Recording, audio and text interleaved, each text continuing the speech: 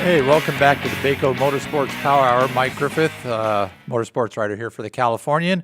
Got the Bakersfield Speedway segment, and I'm flying solo today because Speedway owner, promoter, dishwasher, doer, and everything else out there, track preparer Scott Schweitzer, had a conference call with World of Outlaw officials. The World of Outlaws are coming to the Speedway for the first time in about 10 years. That'll be Friday night, April 15th. So that kind of took precedence for Scott over coming down here to the Californian, and understandably so.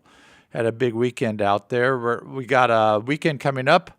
This weekend, however, is IMCA Modifieds, Hobby Stocks, American Stocks, Mini Dwarfs, NMRA, that's National Midget Racing Association, three-quarter midgets, and what they call the Okie Bowl hard tops, which are the like cars from the 40s with little Chevy 327s in. Pretty fun racing. That's coming up Saturday. General admission $12, seniors and militaries $10, kids 6 to 12 $5, and 5 and under free. And racing is going to start about 6 o'clock out there on the 3rd mile clay oval, and the mini dwarf drivers run on a smaller track inside of that. And last weekend they had quite a weekend of racing out there with several categories. But we'll talk about the World of Outlaws first. Again, IMCA Stocks, Modifieds, and the World of Outlaws, they're making the West Coast swing. They're at Calistoga this weekend, Friday and Saturday. There's been a lot of different winners. Let's see, Silver Dollar Speedway last Saturday, 4-2. Donnie Swartz, 7 times champion, won that race. Ocean Speedway the night before, Friday night, was Brad Sweet. Brad Sweet leads the points so far early in the season. These guys just run a ton of races, fast race cars. You can go online, World of Outlaws, purchase your tickets there. Bakersfield Speedway has tickets for sale, $40 reserved for the top 5 rows at the Speedway, $35 general admission, and $15 general admission for 12 and under. So the World of Outlaws is going to be pretty exciting. And they had some pretty exciting racing out there last Saturday night as well. Some sport mod photos here from Tom Mocht, always on top of it. And there's your winner. The 7C car was Clint Rickenbach. 2 straight wins for the second-generation driver out there. So good deal for him. He won. Chris McKellar, who I believe has a win, was second. Jared Schweitzer third. Jordan Hager fourth. Gary Dutton, who has won fifth. Billy Simpkins sixth. You got Garrett Jernigan finished seventh. Lee Jensen eighth, doing double duty. Defending tracks champion Nick Spain Howard was ninth. Matt Lewis was 10th. And the guy who put this show together and didn't tell anybody about it and takes off is here, Louis Amestoy. Not that we really missed him. What a weekend of racing at Bakersfield Speedway. It was. It was, because Clint made it 2 straight, so good for Clint. So, by the way, I tell you what, Tom Mocht had an incredible weekend of photography. He did. He was everywhere. He was everywhere. It's always great at Bakersfield Speedway, his photography. But I think some of the stuff he did at KCRP was some of his finest work yet. Which wasn't on the slideshow. It wasn't. Oh, really? Wasn't. I didn't see it. Or did I talk over it? You must have talked over it. All right. Well, I saw the Clint 2-minute highlight which was quite a video highlight. Quite a video. I wonder who did that. Clint Reichenbach, though, moving one step closer to an all-area. That's right. He's got 2 straight wins. Right. Okay. And I was glad to see you did update all area. I did update that. So you did do. Look at that photo. You did something. And that's Lee Jensen in the 72 in the Pro Mod race. He did not win. No, and Brady Bell there in the 54. He did not win. Nope. Yes. Tim Randolph in the 04. He won. So that was a race there. So you had a pretty good show in the pro mods out there. Tim Randolph, he's always strong out there. Brady Bell, Matt Mayle, Chad Weber, and look at this. Tina Bell, 5th. So that's a solid run for Tina. This is moving up out of mini stocks, 4 cylinders. Not a lot of horsepower to these cars with a whole lot of horsepower. So good run for Tina there.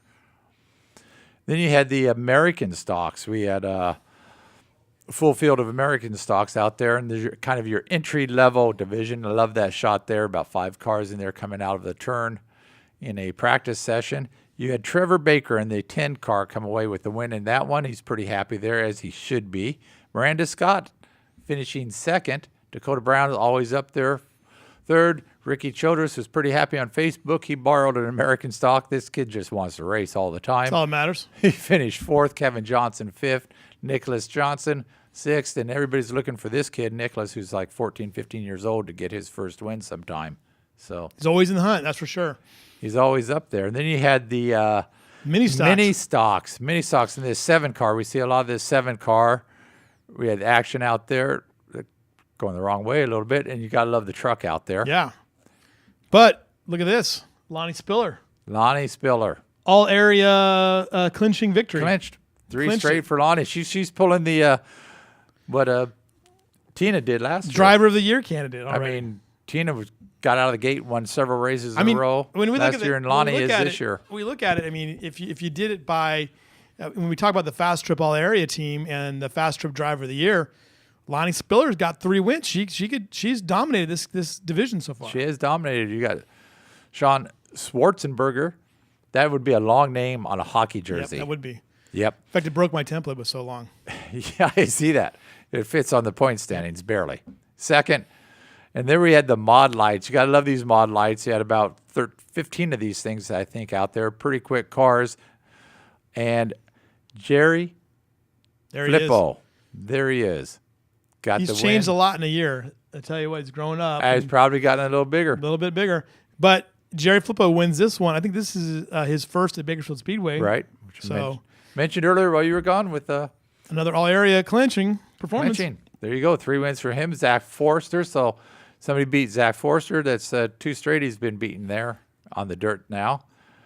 And that's what Zach wanted. He wanted these kids and these people in this division to get better, and I think they have. And you got Roy Maynard Jr., you got Anthony Balcazar there as well. So, I mean, good stuff in that division. Good sense. You got that. You got the World of Outlaws coming up. In the World of Outlaws, we could talk a little bit more of that. It's a big deal where they've come to a couple tracks out west now they haven't been to in a while, Bakersfield Speedway being one of them. Right.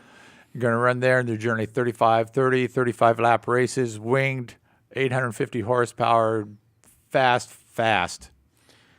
I was race talking. cars. Looking forward to that. I was talking to Dave Zink, who is the motorsports writer for the Riverside Press Enterprise, good friend of mine, telling me about some of the racing going on down in Paris and at the Orange Show, historic Orange Show. They're going to run a K&N West race at the Orange Show this year. Yeah, that's like a small. Think of Martinsville. Yeah, halved. it's a quarter mile. You instead of 2 drag strips. Yeah. With U-turns, you've got 2 6-mile drag strips with U-turns. That is going to be. There will not be a straight body that goes back into the hauler. Those cars. That'll be Let me editorialize here. Yeah, go right ahead. There aren't enough good racetracks out west for the West cars. That's And I'll leave it at that. There aren't enough good racetracks out west for the West cars. If you've never seen it, the Orange Show Speedway is a football stadium that has been converted to a racetrack. I think it's a little bit longer than a quarter mile, but it's basically a track. It was a track. It's a quarter-mile track. Yeah. It's the quarter-mile track that's around there. I've seen races there. Yep. These big, heavy West cars, it's going to be rubbing is racing. Rubbing is racing, yeah. Great facility, though. So fun to see what Well, happens. yeah, it's got great grandstands, but that's, They do the figure 8 racing there. Yeah, that's kind Night of of Destruction. That'd be good. All right. What do you got coming up? Well, listen, a couple things I wanted to point out. We got a shout out from Australia, from one of our friends in Australia. We saw the show last week and wanted to give us a shout out. Well, we should get some more shout outs because Joshua, supermoto rider from Australia, is just in here and racing this weekend. Right. And he was on the show today. And guess who liked one of our videos on Facebook from last week? Who? The one and only Leah Pritchett. Leah Pritchett liked one of our videos. Which video was that? The one where we talked about, what they mean for the sport. Well, Leah, she said she's got a little link. Part of her going up to that level came through Bakersfield when she was running the Nostalgia Funny Car and won her first big race here. So she's got some ties to here in drag racing, and she's raced. I mean, that woman, she came up from junior dragsters into super comp and nostalgia funny car. She's driven a lot of different stuff to get to where she is. So this is the note from Daniel Thwaites, who was one of the VIPs that we hung out with. And he says, "Good day, guys, at the Baker Motorsports. Cheers for the shout at Bakersfield March Meet Power Hour Segment 2 video. That was my uncle and myself and my uncle. We had a ball there, guys, and was really happy to see great, fast, and close racing." But anyway. Yeah, maybe he'll come out next year. There you go. So, I don't know. It's a long trip. It's great stuff. We loved having him. Okay, well, that'll take care of our Bakersfield Speedway segment for this time. For Mike Griffith, Louis Hamastoy shows up to finish it off. We'll see you next week.